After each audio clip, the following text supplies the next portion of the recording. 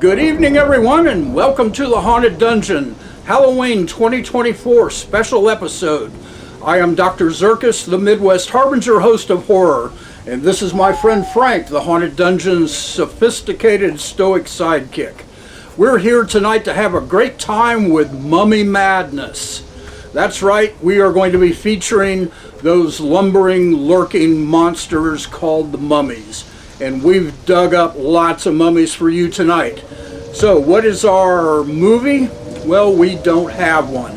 Nope, we actually have three.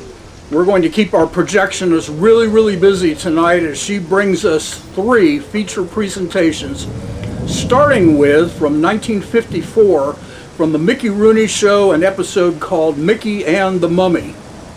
Following that will be from 1955, Sherlock Holmes and the Case of the Laughing Mummy. And later on we are going to have a really fun tale from 1949 called The Mummy's Foot. Now we're also going to have a lot of specials tonight. Frank is going to bring us a Halloween mini cinema. We have a special guest, Ardeth Grave, who is going to be stopping by to show us some mummy magic. That's right. Skeezer and Popeye will pop in. But before we do anything, let's kick it off with a vintage vault cartoon from 1931 called Egyptian Melodies.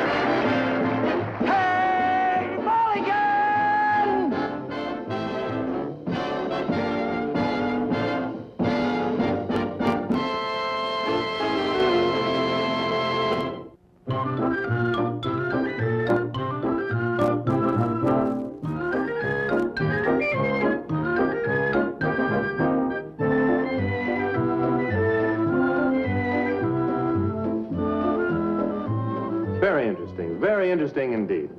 In a moment, Mr. Kurtz is going to tell us something about these ancient Egyptian sarcophagi. In the meantime, I'd like to remind any of you who might have tuned in late that you're watching a remote telecast of the International Broadcasting Company's public service program, Touring the Town. Tonight, we are visiting the Egyptian Room at the Northside Museum. Our host and guide is Carl Kurtz, curator of this fascinating exhibit. Now, where's Mulligan? He should be up there to help them open that sarcophagus. Well, I saw him over there just a moment ago. I should have gotten someone else to assist the floor manager. Now, this mummy case here is a perfect example of 12th Dynasty art. Now, if you'll notice the fine detail in the carving. Beautiful, beautiful. May we look inside and see the mummy? Where? I'm sure that our television viewers would want to see what an Egyptian pharaoh looked like 4,000 years ago. I'm sorry, but the cleaning up and the door shut on me. See? Get up there. You're on the show. He's sabotaging me. Ladies and gentlemen, accidents will happen. This is one of our IBC page boys.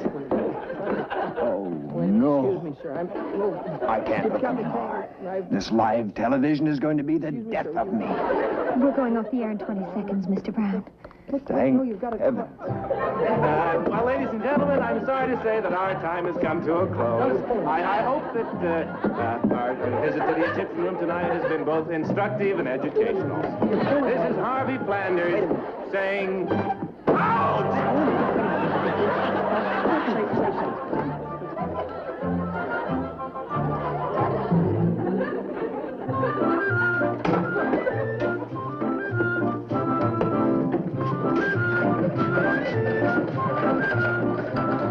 Well, Pat, I thought the show went off pretty well. Under the circumstances, yes. Well, I was wondering if... Here comes Mr. Brown, and he has that look in his eye. Well, Mulligan, I thought you'd be interested to know that my blood pressure just went up 20 points, which is more than I can say for our rating. Mr. Brown, I want to explain how I got caught in the sarcophagus. Please. I'm only on the verge of hysteria now. Thank heavens it wasn't in color, too. Really, Mr. Brown, it wasn't intentional. You should be proud of Mickey, Pat. He achieved something tonight. He set television back 50 years. huh, Pat? You know, Mickey, I think the highlight of the show was when you stepped out of that mummy case. Don't rub it in. Oh, Mickey, there's your father. I wonder what he's doing talking to Mr. Kurtz. Oh, well, maybe he's looking for you. I don't think so. He's supposed to be on duty tonight investigating that smuggling ring. Let's get a little closer and listen. You did get my letter. Yeah? Well, then you know you don't have too much time to make up your mind. Max is getting impatient. Well, this isn't an easy decision to make. Let me think it over tonight. Take my advice, Sergeant. Close the deal. You'll never regret it.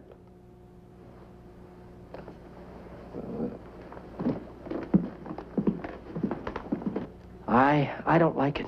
I don't like it at all, Pat. Well, now, don't be suspicious. Let's catch up with your father and ask him. No, he doesn't like me butting in when he's working on a case. Well, what possible connection can there be between a museum and a smuggling ring? I don't know, but it's well worth investigating. Oh, I don't think I'd... Wait a minute. Here comes Mr. Kurtz. May I help you? Oh, no, we were just admiring the Egyptian comic strips on the walls. You mean the hieroglyphics? The hiero... The ancient Egyptian form of writing. Yes, it's very interesting, sir. What does this one back here say? He who pries into the lives of others will not keep his own for long. Words to live by.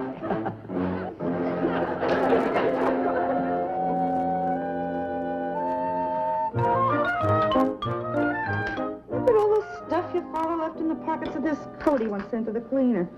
Well, he's been so absent-minded lately, there must be something worrying him. Have you noticed it too, Mom?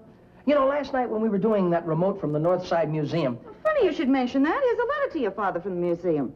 It is? May I see it, please? North Side Museum, Carl Kurtz. Uh-huh. I think I've got it, Mom. What? This is a threatening letter from that smuggling gang that Pop's investigating. Oh, no, Michael. I tell you, Mom, it's a threatening letter. This fella, Carl Kurtz, is the curator at the museum, and I saw him talking to Pop. Looked like he was threatening him or something. Hey, we're not going to look at your father's mail. Now, That's an omen if I ever saw one. This letter's just dying to be read. Mom, please, let's read it. Do you think so, really? Of course. Dear Sergeant Mulligan, this is to remind you that we haven't settled our little business transaction and time is running out. Aha. I can't stall Max much longer. He's getting upset. You know the way he is. Hope your family is in good health. Sincerely, Carl. P.S. I sent this to your office because I don't think you want your wife to know. Oh. It is mysterious, isn't it? Mom, it's as plain as the nose on your face. This fella Carl is trying to contact Max, the head guy. Evidently, they tried to get to Pop, but he'd have no part of the scheme. And now Max is becoming impatient. This looks like trouble. Oh, Michael, are you sure? Now, after all, this Carl person does say, hope your family is in good health. That sounds friendly enough. It's a friendly threat, that's what it is. Hope your family's in good health is just their way of saying, put up or else. What are we going to do? Don't worry, Mom, they made one mistake. They're gonna have to cope with two mulligans. Don't you worry, Pop's in a jam, but I'll get him out of it.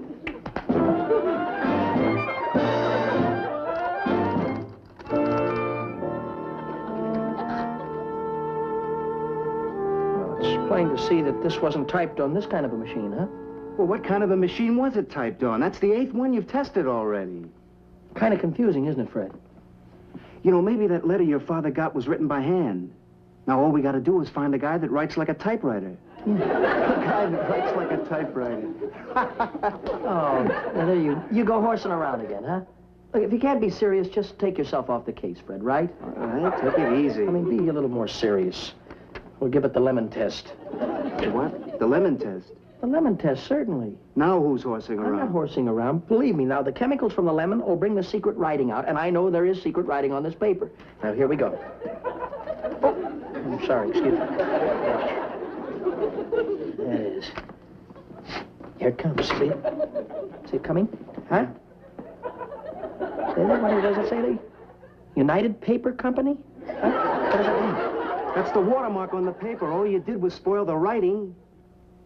All right, well, look, We'll try the fire test now. The fire test? That's right. Listen, because we've got the lemon juice on the paper now, the fire will bring out the writing, if there's any there. No, wait a minute. Just hold the paper for me, Well, please. you sure you know what you're doing? Yeah, now watch. Here. Watch. Careful. So, bring it out. Huh? Here it comes. Huh? There it is. Hold it. Huh? You're barbecuing. Wait a minute. No, it's barbecue. Wait a minute. Wait a minute. What are you trying to bring out? The secret writing or the fire department? I know what you're thinking, Mr. Brown, but don't jump to any conclusions. I just walk in here and I find you two hard-working employees squeezing lemons and doing the fire dance. Excuse me. Well, I go get a butterfly net. Well, you did it to us again.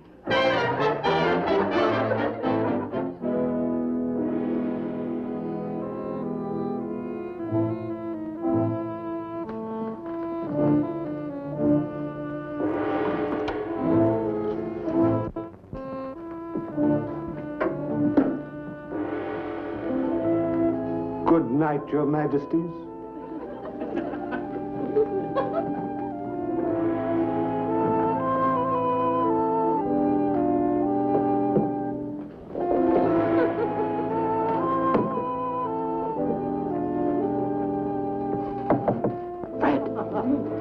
Fred.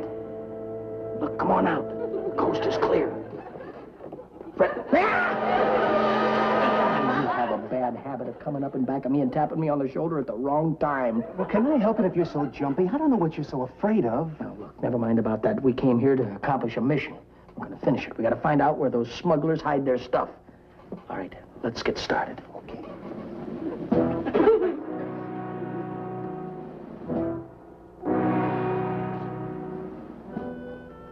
Hi, sweetie.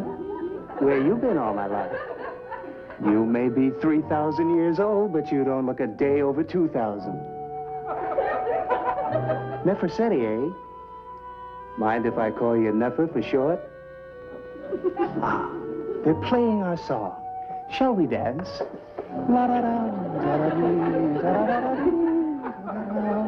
She's crazy about me. Freddie, try and find the light switch.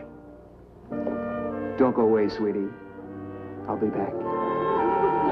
How can we find any clues, Mick? There's no light in here. I just found the light switch. Do you think it's all right to turn them on? Well, sure. Turn it on. Yeah, we'll just turn on the lights and go about our work quietly.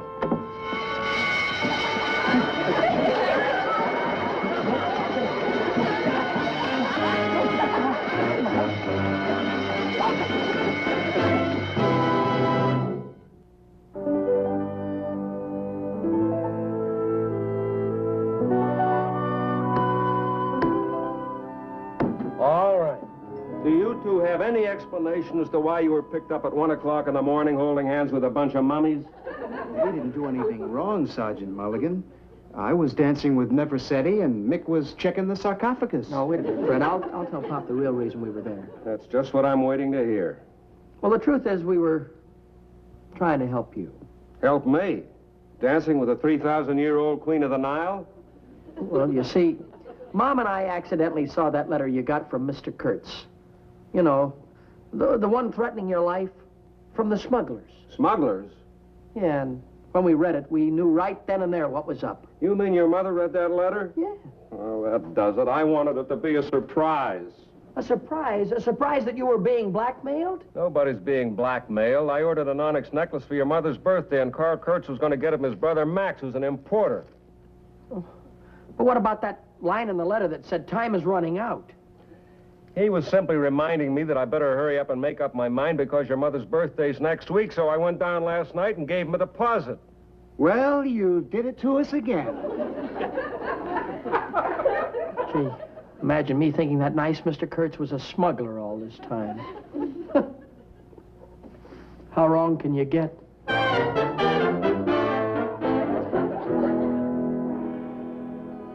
Max, I believe this is our greatest harvest. Beautiful. Oh, just beautiful. Is this all that goes with the mummy? The blue whites are coming later. Huh? Give me a hand with that. All right. master stroke, Carl. Tomorrow night, when this mummy is going to England, it'll have company. $100,000 worth of company. Now, let's dispose of the rest of these gems. I have to open up the room in an hour. All right. I'm sorry, the Egyptian exhibit doesn't open for an hour yet. I know, Mr. Kurtz, but we just want to tell you something. Who is it? The two young men who were trapped in here last night. Do you think they suspect anything? Impossible. I don't like it, Carl. We'll only take a minute of your time, Mr. Kurtz. Hurry up.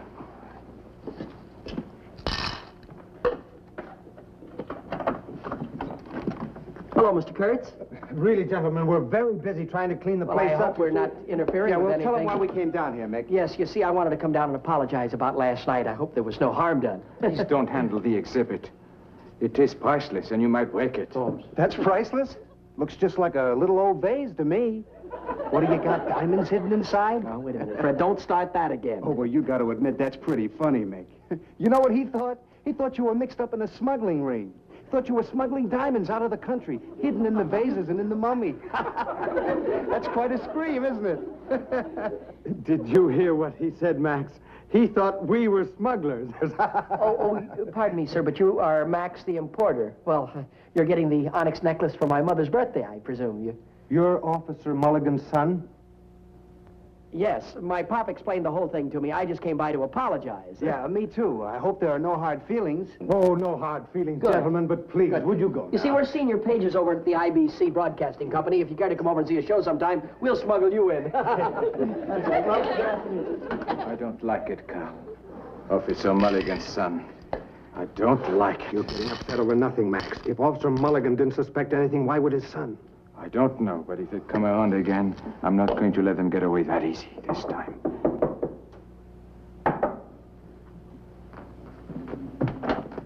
Sorry to interrupt again, sir, but Excuse us, but you see, I'd like to get a pair of earrings to go with the necklace that my pop's going to get my mom for her birthday. That's completely You know, I have out to of get her the- something also. It's completely Perhaps out of the maybe you question. could suggest something? I hate to put you to a lot of trouble. No, I'm sorry we can't. Incidentally, I'm awfully sorry that I accused you of being a smuggler. My brother Hope isn't you- feeling well, and you're upsetting him. Well, Now, I if- apologize. What more can I do, sir? I I didn't didn't gotta get mean back to work. Please, I'm If you talking to these gentlemen don't go We're now, leaving. I'm We're sorry. leaving now. What's the matter with you? Thank you. Why are you rushing me? What's the matter with you, Fred? Don't be a fool, Max. Fred, what's the matter? Have you gone crazy? There's nothing wrong with me, Mick, but there's plenty wrong with them. They're jewel smugglers.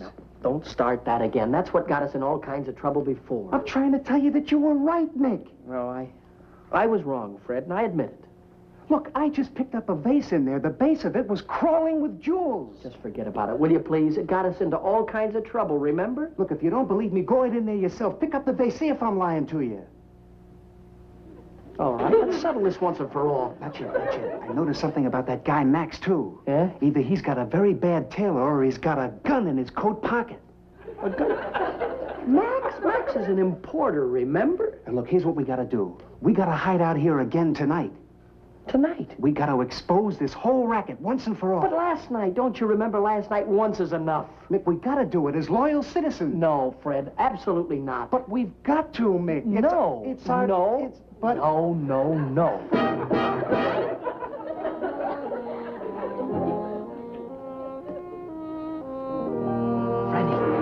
Freddie, you can come out now. The coast is clear. Freddie's not here, but maybe I can help you.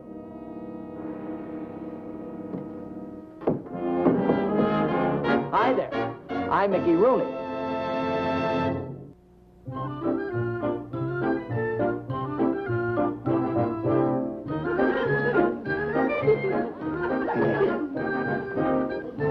Mick.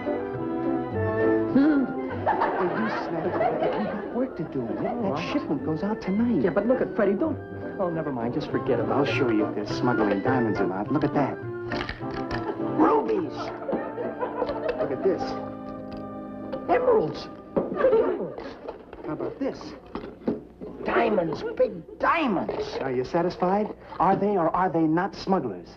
How about that? What's our next move? Well, we'll call Pop and let the police handle it all. How are we going to call him? The phone's outside and we're locked in here, remember? The burglar alarm. We did it before and we can do it again. Mick? You're a genius. I just turn on the alarm, and in no time at all, we'll have police surrounding the place. What's the matter? Something's wrong. It's not working. Maybe they didn't pay their burglar alarm bill. They shut it off. Great. What are we going to do now? Gotta figure out a way to get the police here. Somebody's coming. I hope it's the night watchman. Maybe it's Carl and Max. Oh, let's run for cover, huh? Wait a minute, what are we running for? There are only two of them, and there are two of us. We can handle this. There's more than two of them, Mick. There's Carl, Max, and Max's bulging coat pocket. Huh? Max's bulging coat pocket. Head for the hills.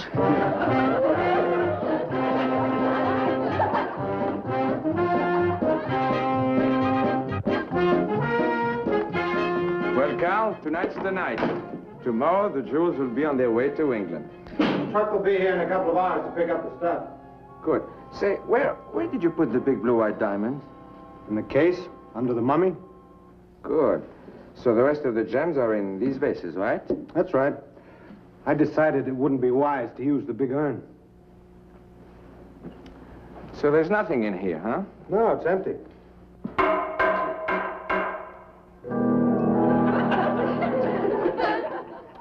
Are you sure young Mulligan and his friend are not wise to our operation? I'm positive.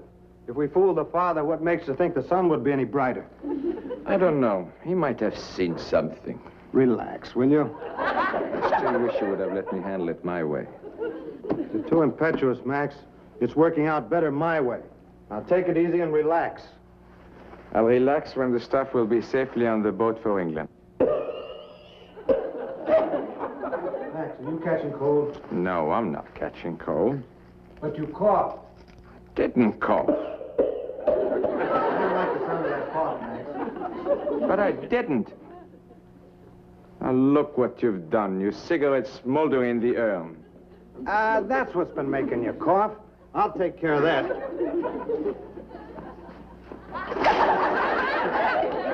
Come on, let's go get a drink while we wait for the truck. Good idea.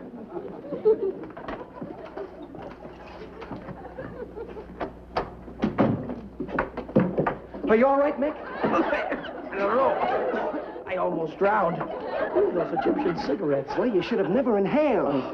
Listen, if I'd stayed in there any longer, I'd have been barbecued. Hey, did you hear them say they stashed the big diamonds in that sarcophagus with a mummy in it? I sure did, and that gives me an idea how we can capture the whole smuggling ring. Yeah? Come here. Now, see the mummy? They're going to send it to England, right? Yeah? Now, here's my plan. One of us takes the place of the mummy in the box. They ship it over to England. When we get out, we capture the British branch as well, huh? Now, wait a minute. Let me understand this. We wrap one of us up in the mummy. Yeah? Carl and Max come, loaded on the boat. And one of us sails to England wrapped inside the box. Right. Mick, you're a genius. You like the idea? When do we wrap you up? Well, you could... Wait a minute, what do you mean? I had you penciled in for the job. Oh, no, not me, Mick. I'm a nervous traveler. I get seasick when I pass a bird bath. No, you're the guy for the job. Oh, I couldn't possibly Sure do it, Fred. you could, No, Mick. I can no, just see it now. no. Westminster Abbey, Piccadilly Circus, number 10 Downing Street. Oh, they say the weather's beautiful this time of year. I tell you, I couldn't possibly do it. Wait a minute. There's a flaw in our plan, Fred. A flaw? Sure. Now, suppose one of us... Suppose it's me, in the mummy suit. I land in England. Somebody says, where's your passport, huh? Well, so what? The worst they could do is send you back for postage due. Come on, we got work to do, Mick. Yes, sirree, boy. Hey, come on, help me, will you?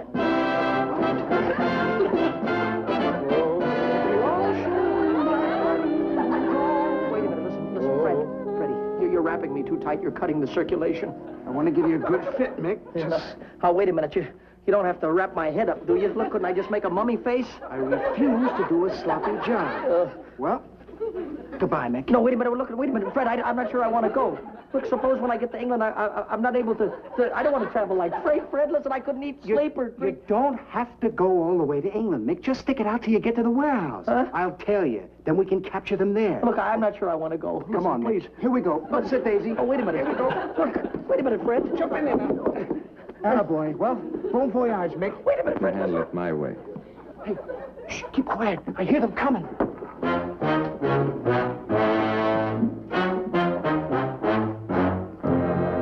Put up your hands, Sergeant Mulligan. I told you, Carl, he was onto us all the time. Too bad, Sergeant. I was beginning to like you. We've been watching your little operation for a month. You don't think I'm by myself, do you?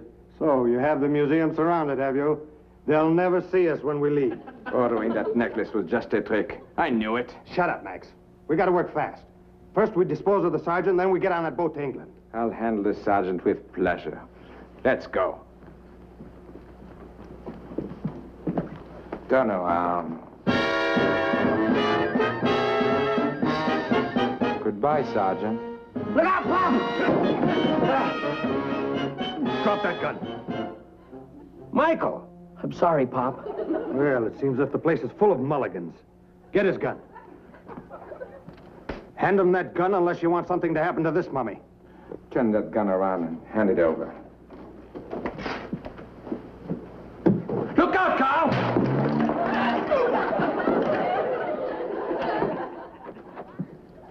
Reach for the sky. That's Officer Doyle.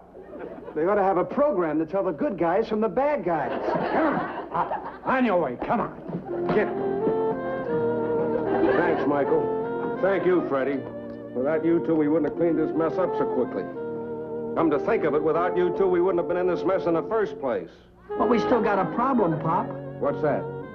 We still gotta find a birthday present for Mom.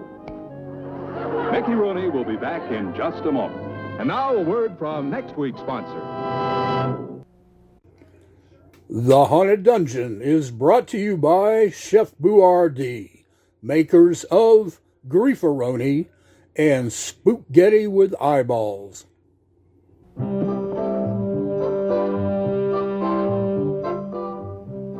And that was the good word from the wonderful sponsors who'll be bringing you our next show. Be with us then, won't you? In the meantime, I'm going to look around this Egyptian exhibit. It's very, very interesting. See what I mean? Good night, folks.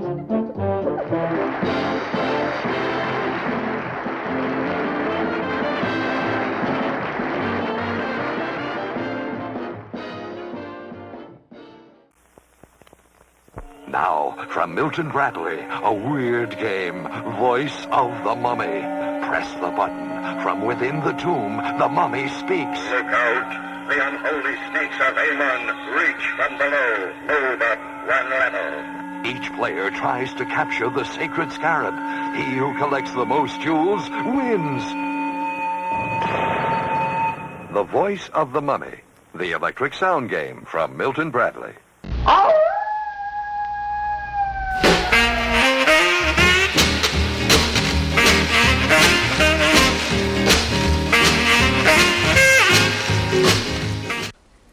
Hey, Skeez! Hey, Skeez! Huh? What? I've got a Halloween costume I want to show you. Check it out. I'm a spicy hot pepper. I have an arrow in my head. Ha ha ha ha ha!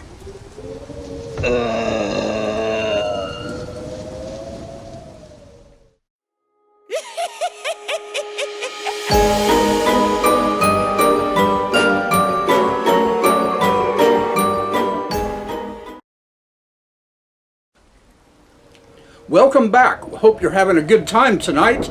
We are, Halloween costume, Frank? So, yeah, I'm pretty sure everybody knows who you're supposed to be here.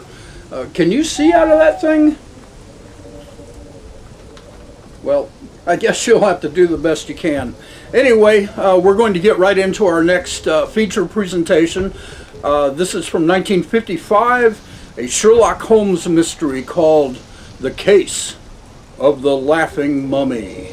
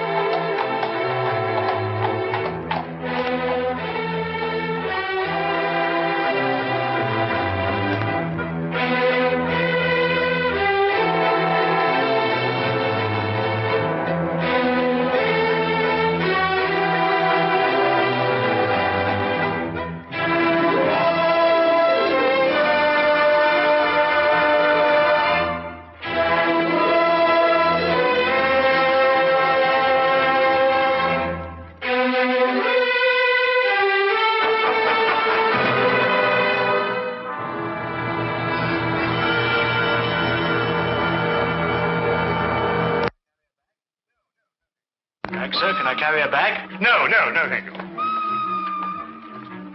Sorry. So sorry. Excuse me.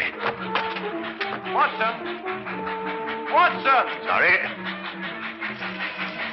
Watson, hurry up. Come on, the train's going. Yes, here. Excuse me. Was it a close call, Holmes? It certainly was. If you hadn't lingered to pass the time of day with that barmaid, we'd have had ample time. How did you know that I... Your elbow, it's wet. Well, you've obviously been leaning on a bar somewhere. And if I know you, it wasn't a barman.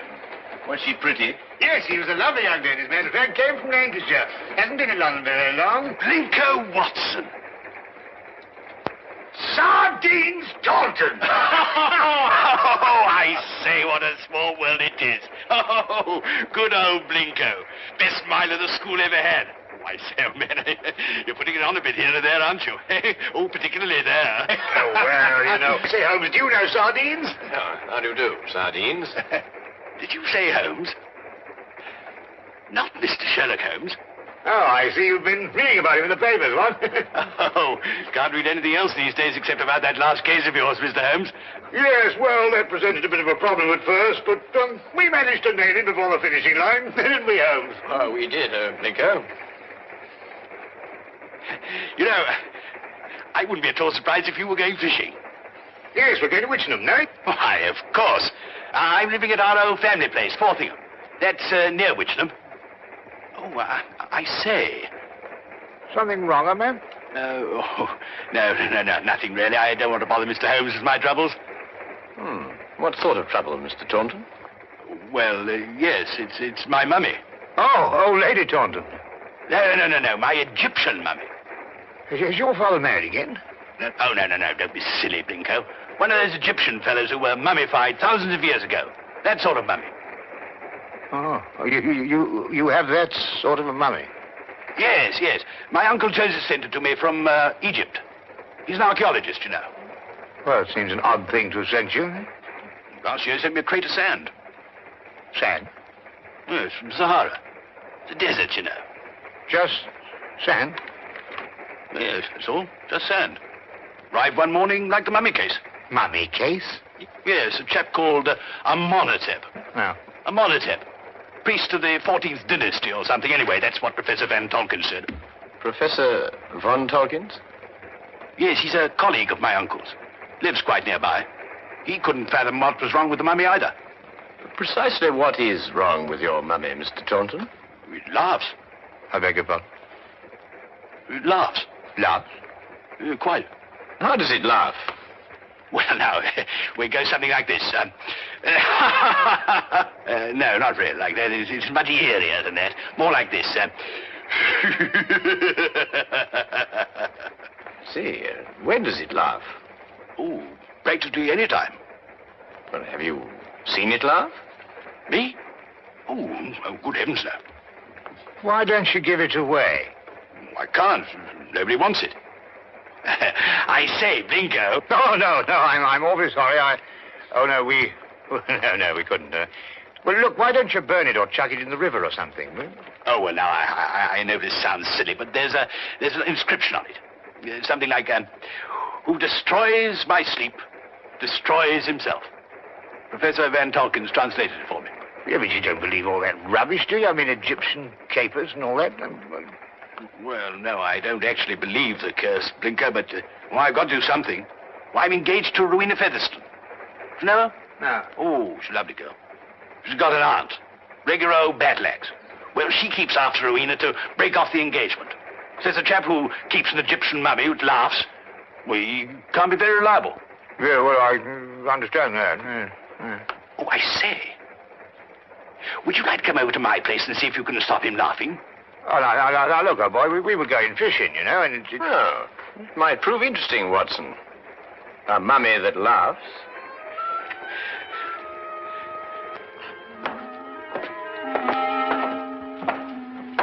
This is, Amenhotep. Well, he doesn't look as if he had much to laugh about. You wouldn't think so, would you? You wait till you hear him, Blinko. Frightening, positively frightening. 14th dynasty, I see. It's an exceptionally fine sarcophagus. I must say the funerary carvings of the 14th dynasty were the most beautiful ever known. Ah, yes. Amenhotep was a priest warrior. And here's the curse. Yes. Who destroys by sleep, destroys himself. Makes you think, what? Ow. This thing's full of splinters. I'm always pricking myself on it. When did the mummy start laughing, Reggie? As soon as you received it 6 months ago? No, rather not. First, he was very well behaved. Quiet as a lamb. Then he started in about a month ago. I see. I take it these are the other Egyptian trophies your uncle sent you. Yes, rather. I stick them all in this room here. I call it my Egyptian room. You know, I wouldn't like Uncle Joseph to come back and think I didn't appreciate the gifts he sent me. But he's touchy about the things they dig up, these archaeological fellas. Yes, quite naturally.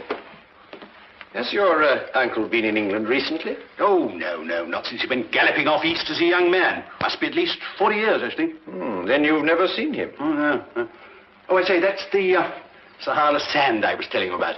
Oh, yes. Does your uncle never write to you? No, never. Just sends back the things he digs up. Have you got a photo of him by any chance? Yes, this one.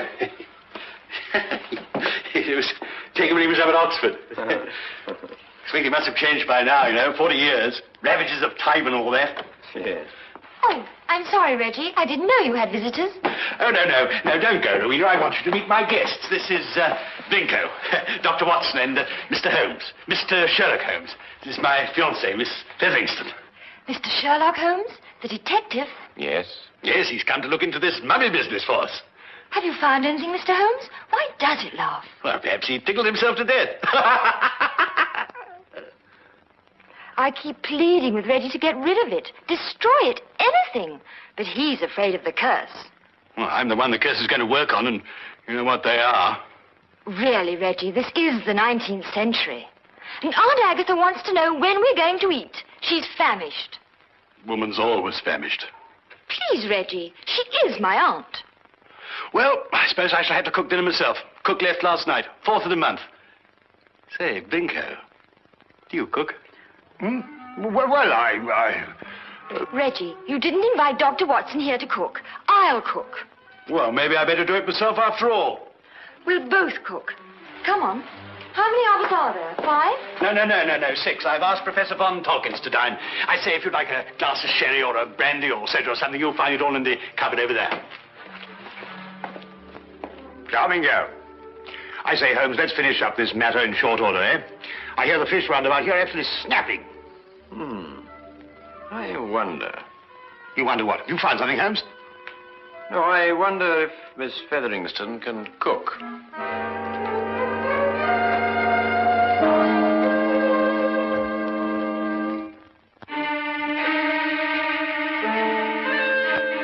A doctor, young man, you say? A veterinary, no doubt. Madam, I'm a graduate of the Royal College of Physicians. I specialize in human beings. And you detect, young man, I understand. Yes, madam. I detect. Work with the police? Well, on occasion. No wonder the crime rate's going up. Rowena, do we or do we not eat? In a moment, Auntie.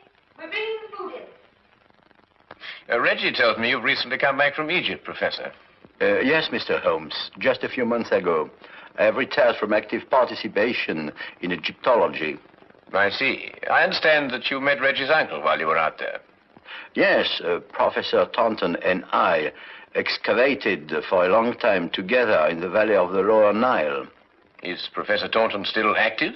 Yes, Joseph is engaged in important excavation at the present time.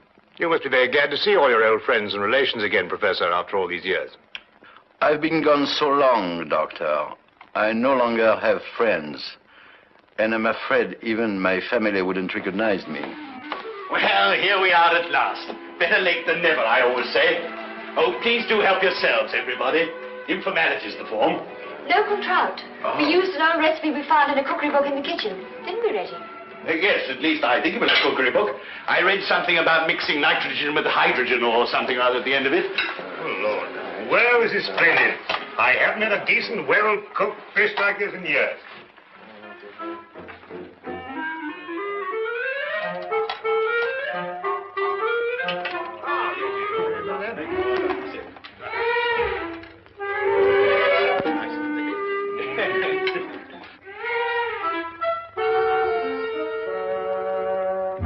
Rubber. Sheer, unchewable rubber. I think it's very edible. What do you think, Holmes? Quite. Who knows? A sauce might have improved it. Somehow. It's quite delicious, Miss Featheringstone. I believe you're accustomed to eating beetles and locusts, which I'm told are considered delicacies in your country. Oh!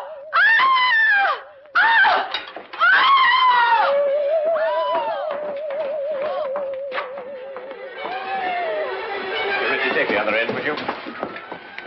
Carefully, miss. Carefully.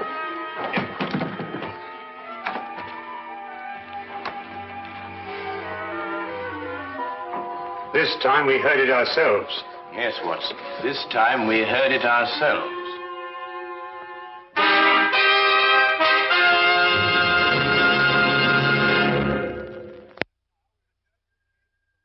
And now we return to the case of the laughing mummy. Of all the silly things I've been inveigled into by you, this is the silliest. There we are.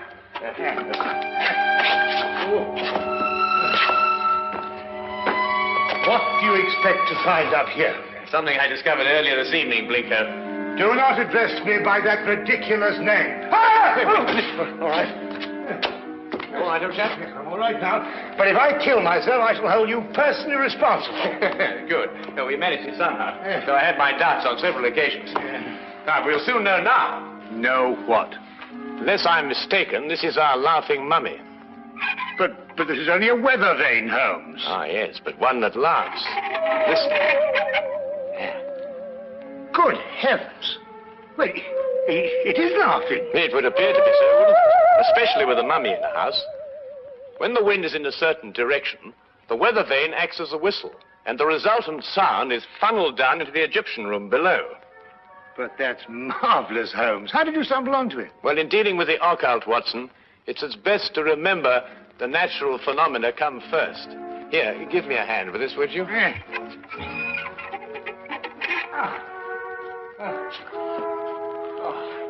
Wonderful. That's wonderful. Now, be careful you come down, Holmes. Yes. Just be careful.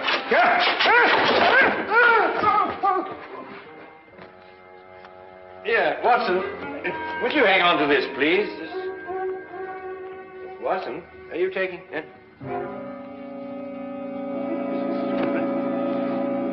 Watson, where have you gone? Watson? Watson? Watson? Do you think they know what they're doing, Reggie, dashing out of the house like this? Maybe not Blinko. Well, Mr. Holmes seems very capable. Oh, yes. He's the reliable type. Doesn't say much, but when he does, it's to the point. Like me. Tell me, Professor, is this the first mummy you've ever heard of that laughs? The very first, Miss Featheringstone, and I'm quite sure that... Dr. Watson, what's happened? I slid off the roof. Landed in the rhododendron. Not my rhododendrons, Blinko. I've entered them in the local flower show. You may now withdraw your entry. Reggie, how long has this weather vane been on the chimney? Oh, about a month. I see. And it was about a month ago that the mummy started laughing. Yes, that's right, Mr. Holmes. It will now stop laughing. It was caused by the wind striking the weather vane, which then blew down the chimney and caused a sound which resembled a laugh. Well. Good heavens above. Mr. Holmes, how terribly clever of you. And you found it out all by yourself? I, too, was on the roof, Miss Featheringstone. Oh, I know. I think you're both terribly clever. My compliments, Mr. Holmes. The simplicity of the explanation escaped us all. Though I knew, of course, there was an explanation. Well, now we can all go and finish dinner. We've got something else coming, I think. Lamb, isn't it, Rowena? I think so. Meat of some kind. Good. Oh, Reggie. Yes, Mr. Holmes? Who stuck this on the chimney? Well, I did. It was lying about the place, so I stuck it up there to keep it out of the way. Oh, I see. Thank you. You know, I believe I'll miss him laughing. Made him human somehow. Almost chummy. Chummy mummy.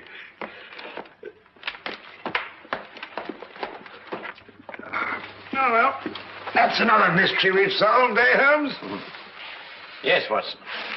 But in solving it, we've been confronted by a far deeper mystery. And? What do you mean? You may observe the sarcophagus is of the 14th dynasty, but the mummy itself is of a much later period. Well, perhaps they had an old box lying about when the chap died. Yes, possibly. But it would have to be lying about for a very long time.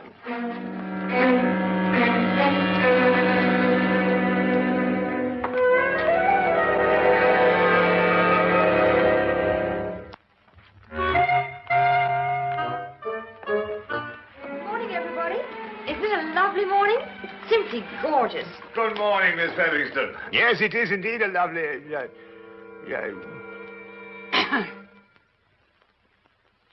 You look very refreshing, Miss Featherington. Very refreshing. And I am. No mummy laughing any longer, thanks to you, Mr. Holmes. Well, I say, what early birds we all are. Morning, everybody. Morning. God's in his heaven and all's right with the world and all that sort of thing, you know what? There's no need in invoking the name of the deity. I wasn't. I was quoting a bit of poetry or something. Shakespeare, I think it is. Tennyson, darling. Oh, really? Oh, excellent. Actually, Miss Featherston, I think, if I'm not mistaken, it's a quotation from Robert Browning. Ben Ezra. Pippa passes, Watson. Oh, yes, of course. Pippa passes. I knew it was something like that. Good morning. Oh, good morning, Professor. Morning. Have a cup of tea or a baked egg or kipper or something, Hitler? No, thank you. I just wanted to return this book. Oh, I say it's awfully decent of you, thank you. Oh, Professor Von Torkins. Yes, Mr. Holmes? Reggie has a 14th dynasty vase in the Egyptian room, which rather puzzles me. I wonder if I could impose upon you to clarify a point for me. It would be my pleasure, Mr. Holmes. Should we see it now? If it wouldn't be too much trouble, Professor. Not at all. Thank you.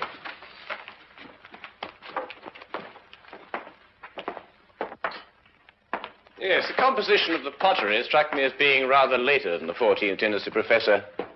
This is the vase I referred to. Considerably later, Mr. Holmes. The 18th dynasty, in fact. I rather thought Reggie was mistaken, as he was also mistaken about the mummy. The mummy? I'm afraid I don't understand. Don't you? I believe it was you who told Reggie that Amenhotep was of the 14th dynasty. It was, Mr. Holmes.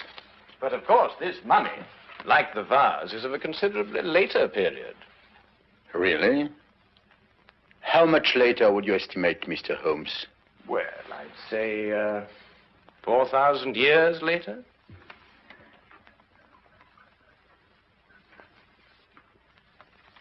How did you determine that, Mr. Holmes?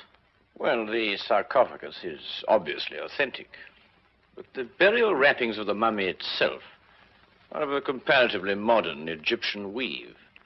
Expertly aged, I admit. I'd hoped the discrepancy wouldn't be noticed.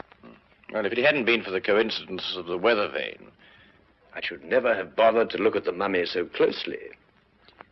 What do you propose to do, Mr. Holmes? I'm afraid, Professor, I have no alternative. Holmes, what are you talking about? Professor Von Torkins is, I regret to say, Watson, involved with murder. Murder? Well, who was murdered? Joseph Taunton, Reggie's Uncle Joseph. But how do you know? Where's the body? You are gazing, Watson, at the mummified remains of it. Oh, no, really. You're right, Mr. Holmes. This is Joseph Taunton. And if I killed him... What do you mean, if you killed him? I don't know. That sounds strange, doesn't it? Joseph Taunton and I were friends. We devoted our lives to excavating the glories of Egypt. And last year we discovered the tomb of Amenhotep. An untouched tomb, Mr. Holmes. Over 4,000 years. Joseph and I were the first human beings to set foot in it since the day it was sealed. Can you imagine what that meant to us? Yes, I can understand that. Joseph was beside himself. He wanted to open the mummy case immediately. But it was wrong, Mr. Holmes. The case had to be opened carefully, delicately. We quarreled. I tried to restrain Joseph physically, but he broke loose from me. He ran to the case and opened it, and then... And then, Professor? And then he staggered and dropped dead. As he opened the sarcophagus? Yes. There were no witnesses to what had happened, Mr. Holmes. But in our struggle, Joseph had suffered bruises. I knew what the police would believe. And so you removed the mummy of Amenhotep and substituted the body of Joseph Taunton instead? It was the only way I could get the body out of the tomb. Mr. Holmes, I didn't mean to kill Joseph. It was his heart. He always had a weak heart. You say he staggered, Professor. What did he do as he staggered? He grasped his throat as if he were choking. Watson, would you oblige me by removing the cover of the sarcophagus? Yes, of course.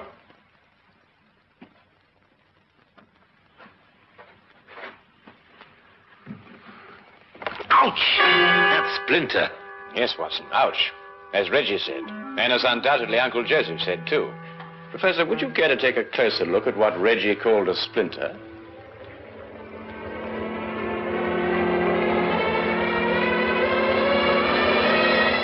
What? It's a hollow needle that would pierce the skin of anyone who touched it. But I don't understand. The curse of Amenhotep, and a hollow needle that contained the venom of an asp.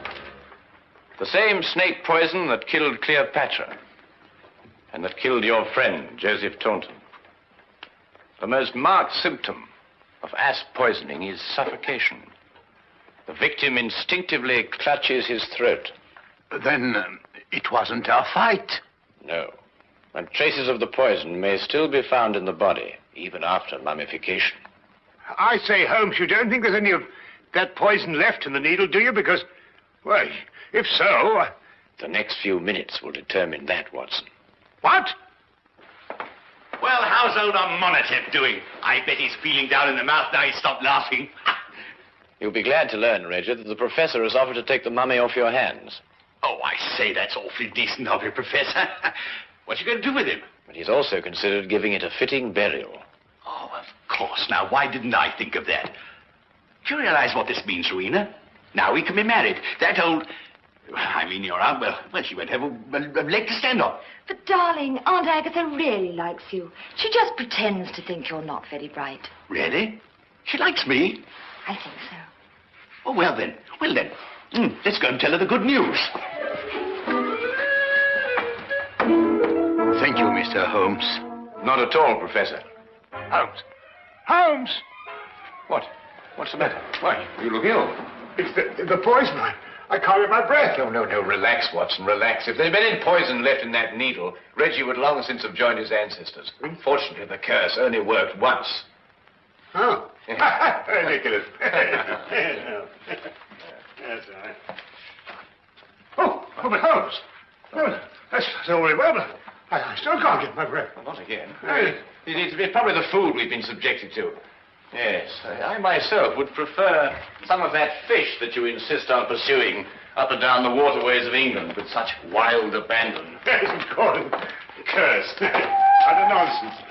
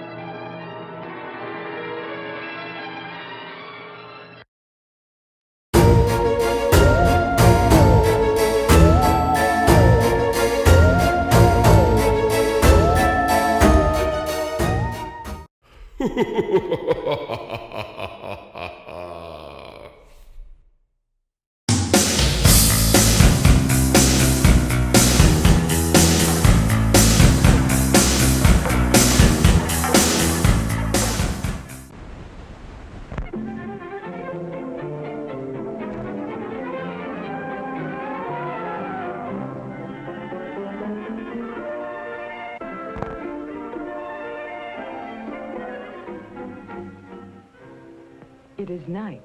It before Halloween makes noise. But there is a tap at the window.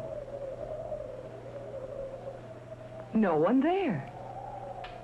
Again at the other window. But no one is there either.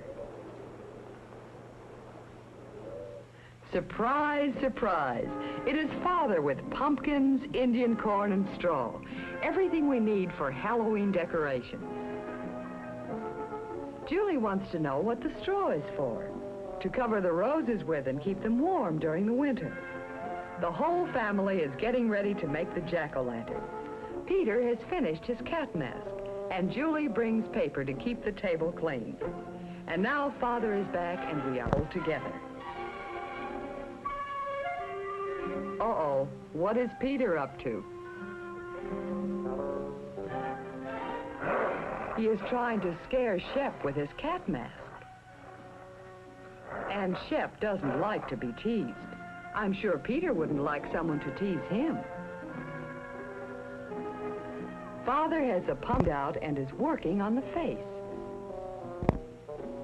Shep wants to know what this is all about. And in goes his nose. Hey, get away from here, says Father. A very sad, sorry, spooky-looking jack-o'-lantern. Sad. Sorry. Spooky. Now comes the best part. Everyone goes to turn out a light.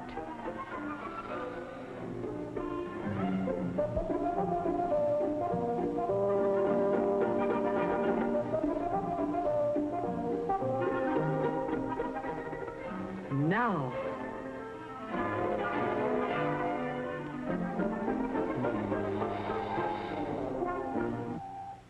And Shep does not like the jack-o'-lantern with a lighted candle in it.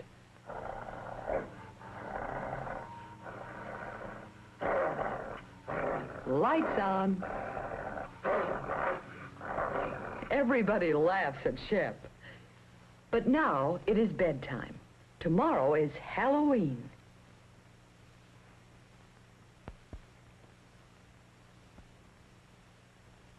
But for Shep, the scary part of Halloween has already begun. All night he watches a sad, sorry, spooky jack-o'-lantern. The next day is a dull one for Shep. Mother has gone to school to bring Julie and Peter home for lunch, and Father is at work. And the jack-o'-lantern is not scary in the daytime.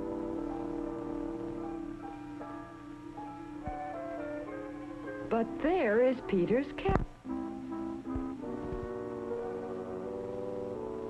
Peter Shep with that. And so Shep tears the scary mask apart. There's the outside door. Peter sees his mask, or what is left of it. And there's no time to make a new one, because the costume parade is right after lunch.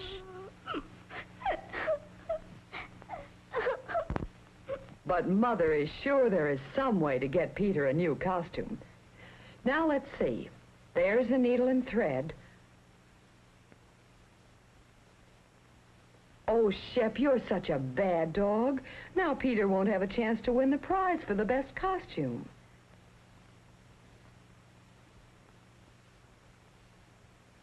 Mother tells Peter that she has an idea. Peter, get the rag bag. Julie, run upstairs and get my makeup box. Now the Mexican hat. Quickly now, only half an hour left.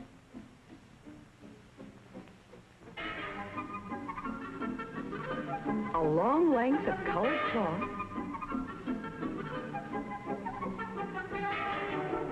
Gloves, and now... And last, the straw hat. A lady scarecrow. What a fine costume parade with Mother, Julie, and Shep watching. There's a witch, a cat, and a clown. Every different kind of costume. But Peter's lady scarecrow is the best. It is so funny and so different. The first prize for Peter is a box of balloons. And Peter calls all the other children to share his prize. Balloons for everyone. Everyone blows up a balloon.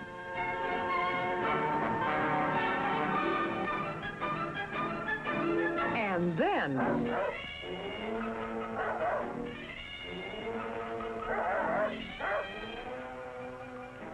Shep is happy that he helped Peter win.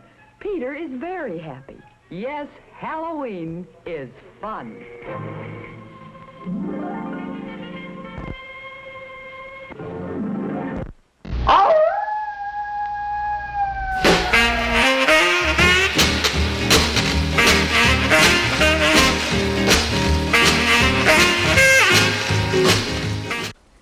Hey, Skeez! Hey, Skeez! What now? I have another Halloween costume to show you. What do you think?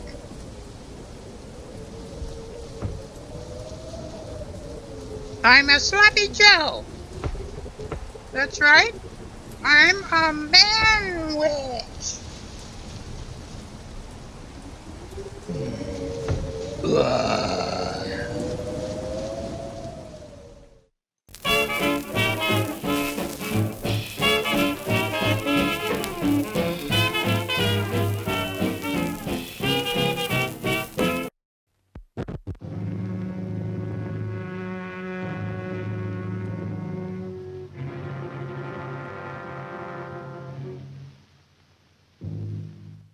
Death, eternal punishment for anyone who opens this casket.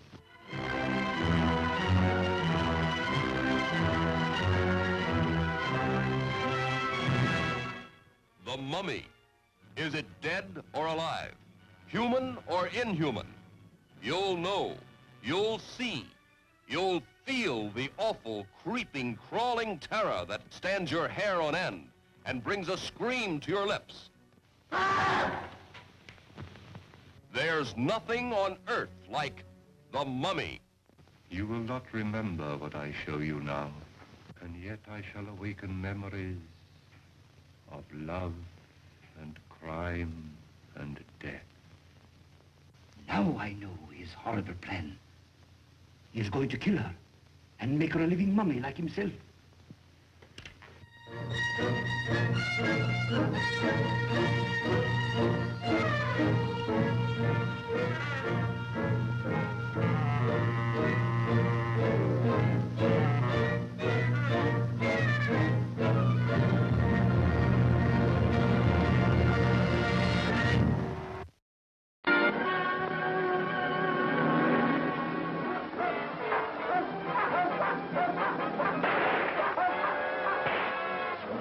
From the depths of doom comes the most fearful monster of the ages, to strike with paralyzing terror the despoilers of ancient tombs. Here is new horror by the master of menace, Lon Chaney as the mummy, with Dick Foran, John Hubbard, Ellis Knox, George Zuko, Wallace Ford, Turon Bay, in The Mummy's Tomb.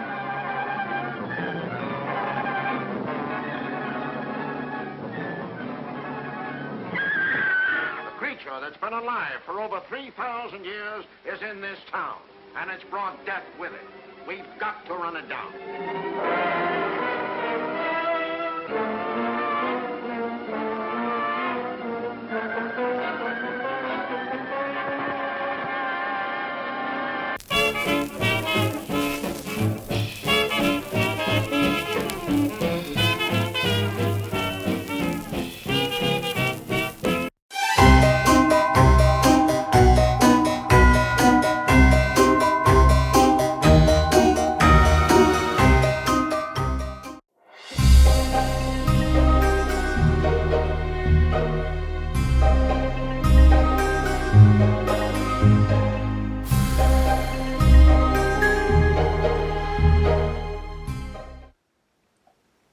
Good evening. I am Ardeth Grave. I'm about to tell you the story of Too Tall Tut, the mummy. The story goes like this. Scarab, cat, eyeball, bird, jackal. Oh, I'm sorry, you don't speak hieroglyphics. Let me translate that to English. Long ago in ancient Egypt, there was a guy named Gus. This guy named Gus ran a pyramid scheme, making those sarcophags that people put their mummies and their deadies in. He had an ad jingle that said, "If your mummy's in a muss, don't make a fuss, just call a sarcophagus guy." So close. Well, anyway, one day, some customers came in and they brought in a mummy, a really, really tall mummy. He was known as Too Tall Tut. He was a ruler that had recently passed. The rap artist had already done his job making the mummy wrapped up, but they needed a sarcophagus to contain Gus. Stop, snake, be gone. Well, Gus decided that he was going to take on the job, and when the customers left, Gus was thinking, wow, I don't have a sarcophagus big enough for Too Tall Tut. Maybe what I can do is I'll cut off his head. And he thought, no, I can't do that, not to a pharaoh. And he thought, well, maybe I'll cut off a couple of feet.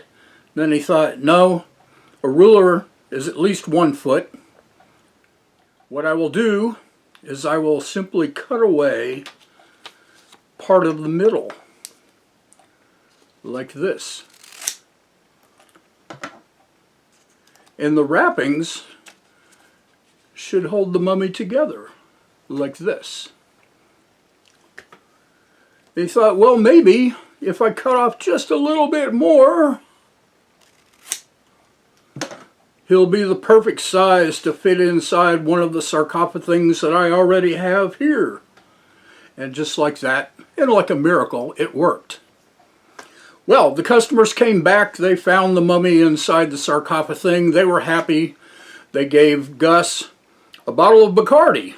That's right, they gave him a rum for their mummy. Well, they were happy. They left. And then very soon, another customer came in with another mummy. And Gus said, wait a minute, that's not a mummy, that's a mommy. I'd know her anywhere. That's Queen Eileen.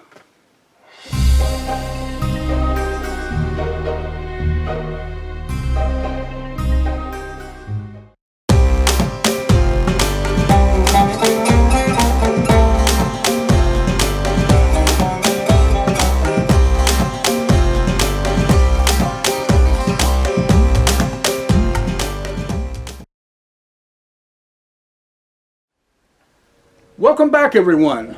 I hope you're having a great time tonight. My friend Frank is here somewhere trying on a Halloween costume.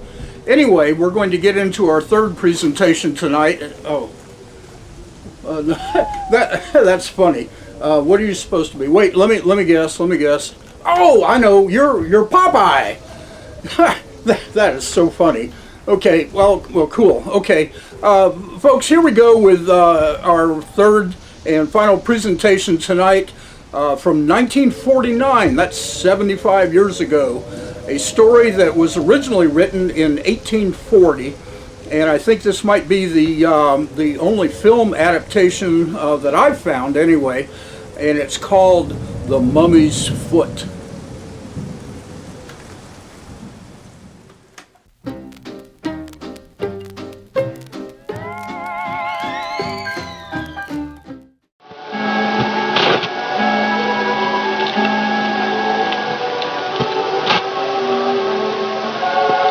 Good evening.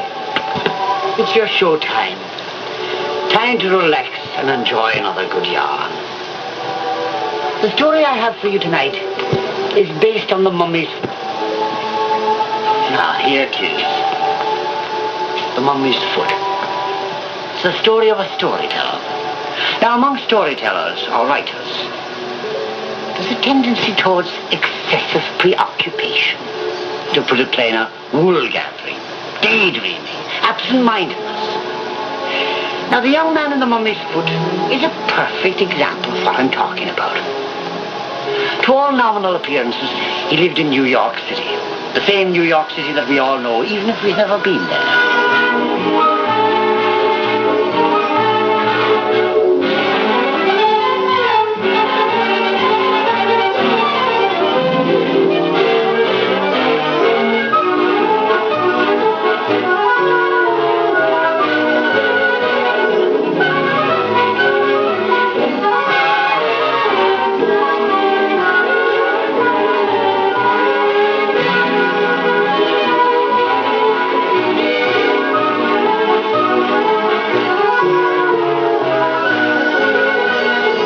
Surrounded by all the trappings of this great metropolis, and by a sizable number of people who were affected by these trappings, our young man was quite divorced from them. For Peter Renard was a playwright, a very intense young playwright. Because the play he was writing was about ancient Egypt, he'd started out picking up a few relics to surround himself with the proper mood. And he'd wound up by transforming a room in a Manhattan brownstone into something that looked more like the tomb of a pharaoh. It was this excessive preoccupation of Peter's that led to the difficulty with Sylvia Holmby. Sylvia had the room next door. She worked in an office in Wall Street, and there were quite a few slick, successful young businessmen who were only waiting for one small sign of interest from her. But Sylvia was in love with Peter, and that was that. Well, almost that. The trouble was, the only world that existed for Peter was the world about which he was writing. Stop! Don't touch it! You'll ruin yourself. People will turn away from you. I've got the whole scene now. Believe me, Keok. Here it is. You're on your throne. Your council beside you. The whole populace awaits your decision. The trumpets blow. Da-da-da-da-da-da! No, I forgot. He'd use a ram's horn.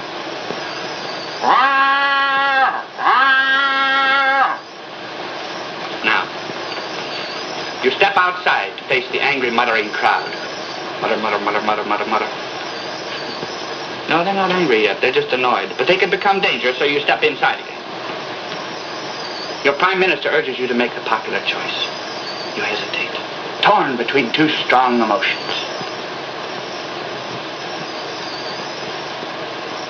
You stand there, about ready to make a decision. No, you won't make your decision here. You decide to withdraw to your private chamber. You summon before you the only person in the world who you really trust. Your beautiful daughter, the Princess Hermonthis. The princess enters. The princess pleads with you, but you're stern. She pleads some more. You're just about to unbend, just a little, when your Prime Minister comes in with fresh sunflower seeds. Now let's make it grapes. Well, we'll check research on it. He argues. You are swayed. You become stern again. Tears roll down the princess's cheek. She gives up. She turns. And as she goes, she says, Hi, Pop. How's about a bite of supper? Hello, honey. How long have you been standing there? Oh, just long enough to get the drift of the scene. Not bad. I did knock, by the way. I guess I was into it pretty deep. Any deeper and you'd have been up to your neck in bulrushes. How are you doing with the princess? Oh, she really came alive in the scene I wrote today. I could feel her right here in the room with me. More beautiful than Helen of Troy, more glamorous than Cleopatra. Why, even now I can almost smell her Egyptian perfume. That's Chanel No. 5, and it's on me, not the princess. What's the matter? You jealous? Not me. I'm here. She isn't. Now make yourself useful. Get us some milk.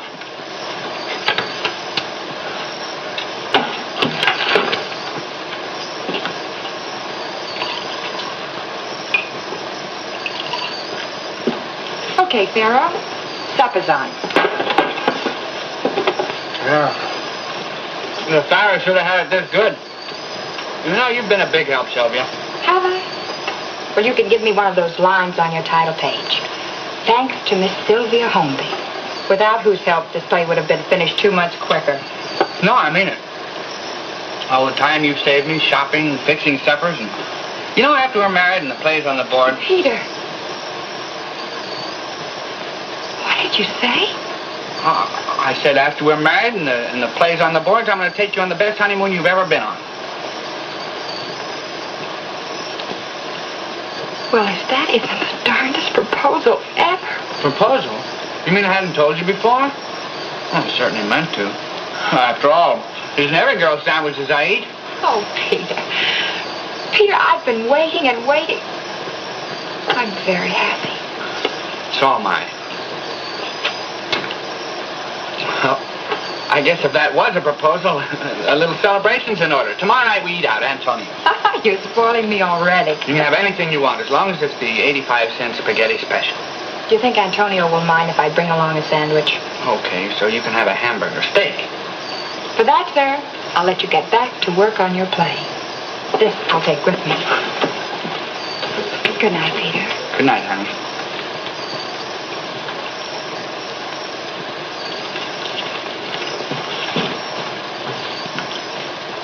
You know, I feel a great scene coming on tonight.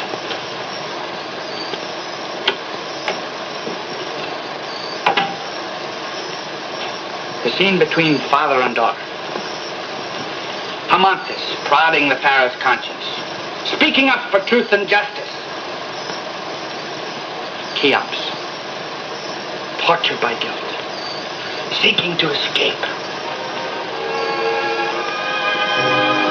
So Peter, now an engaged man, went back to work. Back 3,000 years into ancient Egypt. Unfortunately, when Peter went back 3,000 years, it sometimes took him a few days to return to the present.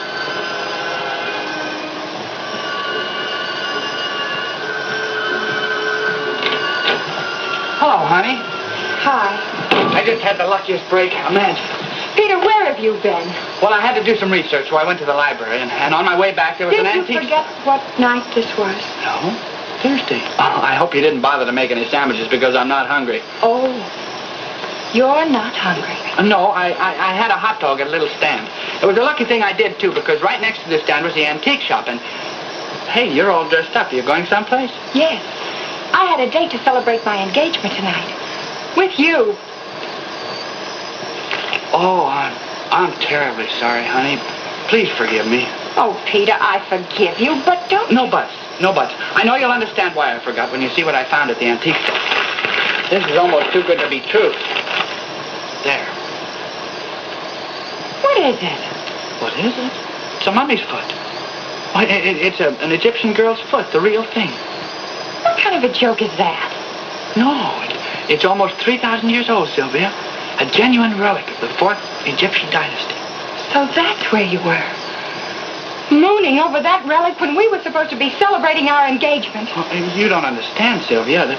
You see, there's a legend that some vandals raided the Princess Amanthus' tomb, and among other things, they were supposed to have stolen her foot. Now, do you see? That may be the foot of the princess herself. Oh, Peter. Peter, I'm afraid we've made a terrible mistake. Oh, be reasonable, Sylvia. I explained why. Oh, I know. There'll always be explanations, and it'll always happen again. Maybe I'm just too practical a soul. But I can't see competing for your attention with your plays and all the characters in them. Don't be upset, honey. You said you weren't jealous of Amanthus, remember? Of course I'm not. Oh, yes, you are, and it's all my fault.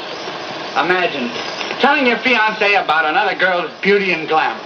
As a matter of fact, Peter, the princess may have been glamorous, but she wasn't a very admirable person. What? You didn't tell me that she had 6 husbands. How'd you know that? Oh, I'd been reading all about her while you were gone. 6 husbands. And as she got tired of each, she had them sealed into urns and dropped into the Nile. Oh, that's just a rumor. Oh, so that's only a rumor, but that story about that fake relic you're perfectly willing to believe. I didn't say I believed it. I You said... spent 2 hours down at the antique shop gabbing about it. Oh, certainly it's got a fascinating possibility. So has the murder of 6 husbands. She did not murder 6 husbands. I suppose they just jumped into urns and dropped themselves into the Nile. How can you be so unreasonable? I unreasonable? Yes, you read a few pages in one book and then you make a judgment. I've read a half a dozen books and I haven't decided yet. At least I don't jump to accept ugly rumors about people. Let me tell you something. Some other time, perhaps. Right now, I find I'm just not interested. Good night, Mr. Renard.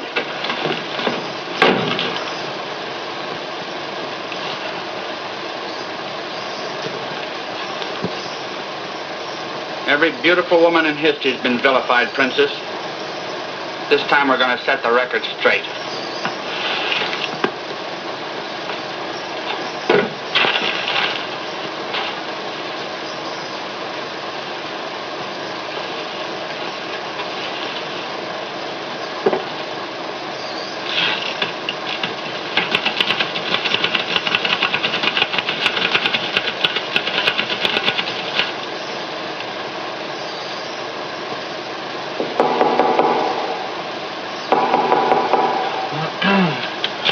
Come in. I'm sorry, Sylvia, but I'm very busy. Perhaps some other time. Forgive me for interrupting, but I've come for my foot.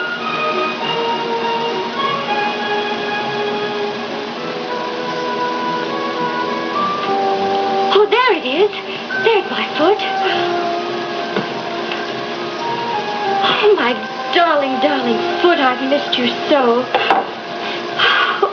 Oh, how rough and chapped you are.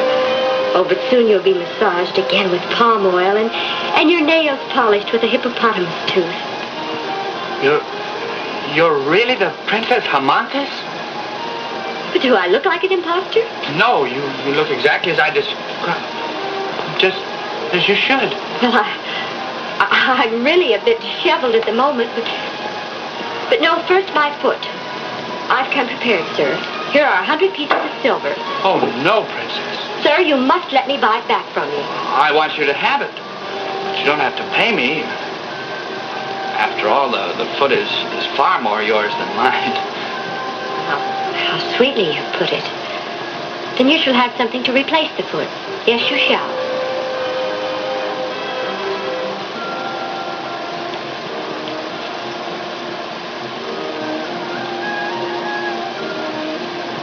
And now, would you hold me a moment?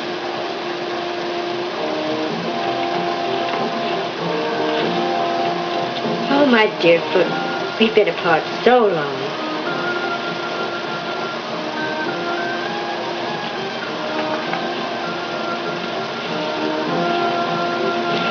See? As good as new. Oh, thank you, Peter. Thank you, thank you, thank you. Oh, there's nothing at all. I'm glad to do it for your Highness. I like you, Peter. I do. You may call me just Hermonthis. Okay, Hermonthis. Say, that's nice perfume you're wearing.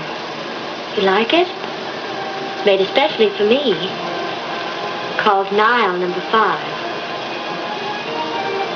How strange you are. Am I to believe you're avoiding the Princess Hermonthis? Oh, no, it's just that Sylvia might if she heard your voice. No, what I mean to say is that the landlady doesn't allow visitors after 10. Oh, well, no matter.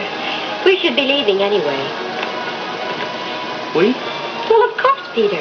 You must appear before my father and be properly rewarded. Oh, that's very nice. But I don't think I can make it tonight. By the great god Osiris, I command you to accompany me. Oh, forgive me, Peter. I didn't mean that. But I do want you to come to the pyramids with me. To the pyramids? You will come, won't you? Won't you?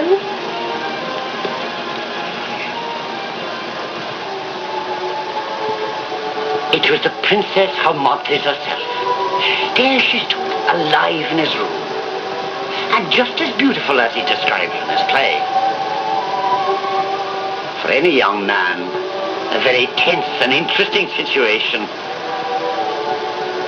Right now, it's time for Lucky, I think.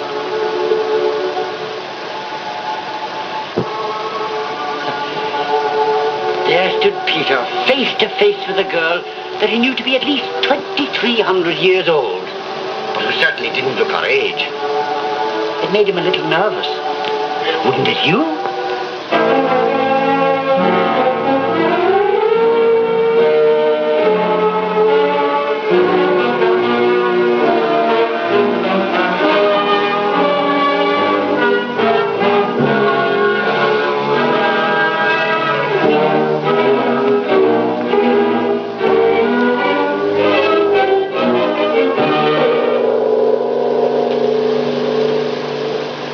What's that? Well, that summons Armand, my father's body servant.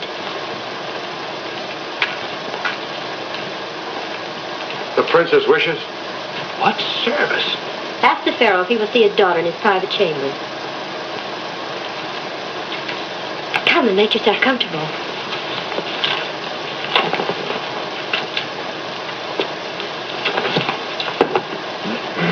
Why, Father would be very pleased to see the royal foot back in the family. He'll grant you anything you want. Well, that's very nice of him, but I can't think of a thing. Perhaps it seems a little out of your reach, but just ask for it. I'm really not deserving of it, but Yes?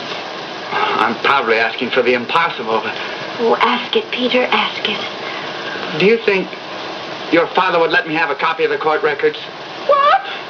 Well, I'd understand if he couldn't, but you see, I'm writing a drama about you and your father. Arise. Cheops the Pharaoh come. Oh, you're impossible. Well, almost.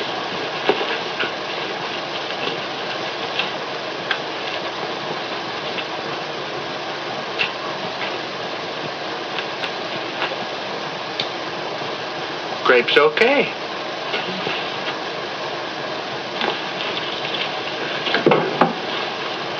You desire a private audience, my daughter? Look, Father. It's very nice. Your foot. How did you find it? It was Peter, Father. He found it for me. Very admirable, young man. Admirable. The Pharaoh is highly pleased. He would like to know what you desire as a reward.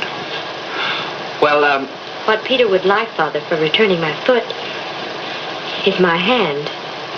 Oh, he would he? Oh, no, Your Honor. Your Majesty, I mean the princess. No need to get nervous, young man. No need at all. It's a perfectly reasonable request. And you shall have it. You shall be the seventh husband of the Princess Hermonthis. Oh, Peter, isn't it exciting? Armand, summon the court at once. No, wait. I can't do it, Hermonthis. It's impossible, Pharaoh. I'm kind of engaged to Sylvia. Sylvia? Who is Sylvia? What is she? Sylvia. Sounds un-Egyptian. Oh, what difference does it make? Father, don't you understand? He's refusing me. Armand, into the urn with him. No. Oh, Pharaoh, let me speak. Oh, wait a moment, Armand. Perhaps he wishes to reconsider. Your Majesty, I'm truly honored by the chance to marry the princess. Well, now, that's better. But I think if you think it over carefully, you'll realize that it's just not right. Father, we're just wasting time.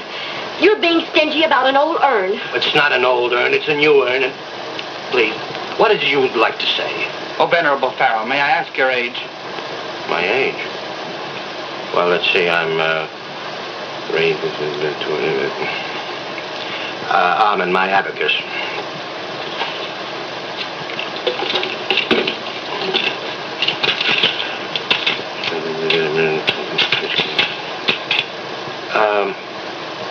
How much is 6 and 5?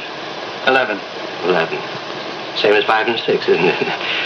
Let's see, that's 2,351. Forgive my boldness, Your Majesty, but may I ask you to clasp my hand? It's a custom of my country. What is this nonsense? Why, he's making a mockery of the court of Cheops. Just as I thought, O Pharaoh. Your grip is as strong as a bar of steel. You should have felt it when I was only 2,300. Oh, Father. Oh, yeah. What is it you want to say? Consider, O'Farrell, you are 2,351 years old and as strong as ever. The princess is over 2,300 and as beautiful as ever. I'm only 2,298. I'm just 27 years old. Consider, O'Farrell, my people have lost the art of preserving themselves. In a mere 70 years, I'll just be a handful of dust. Is that the kind of a husband that befits the daughter of the great Cheops? Only 27. Seems a little disproportionate. And if you live only another 70 years, it hardly seems worthwhile. What do you think, Amanthis? For the great God Osiris, I think all these are just excuses to... Is my old father going to sit there and watch his daughter?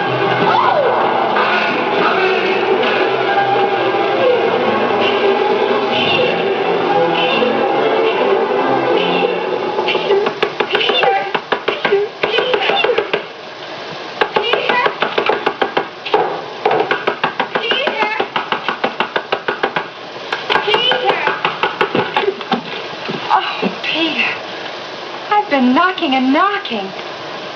I didn't know whether you were lost in your play or just didn't want to see me. Didn't want to see you? Oh, Peter, I knew that couldn't be true. I'm so sorry about our quarrel.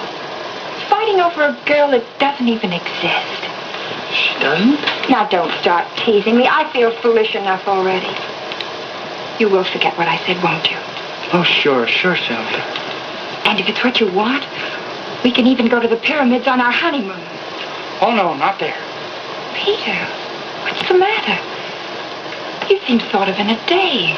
I just had the craziest dream. By the great God Osiris.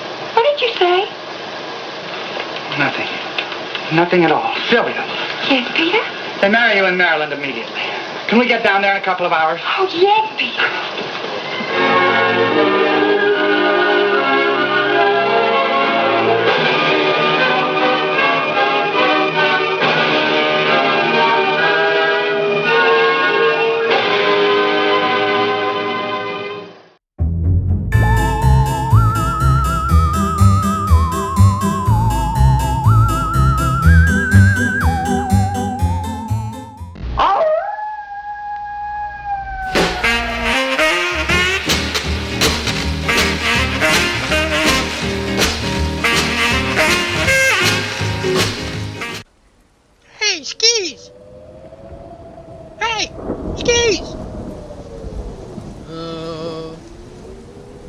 Again. Yeah, I got a Halloween costume now I want to show you. Check it out.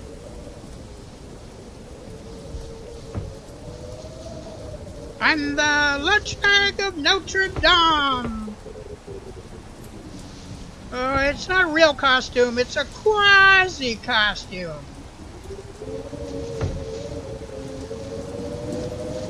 Ha ha ha ha ha!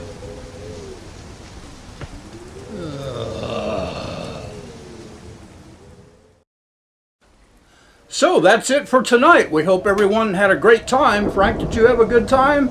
Yeah, it was a pretty cool night. Hey Frank, I've got a riddle. What did the mummy say when the movie was over? He said, "That's a wrap." Yeah, well, okay, anyway, cheers and fears, kiddies. Happy Halloween. Frank and I, we're going to go trick-or-treating, so we'll see you next time.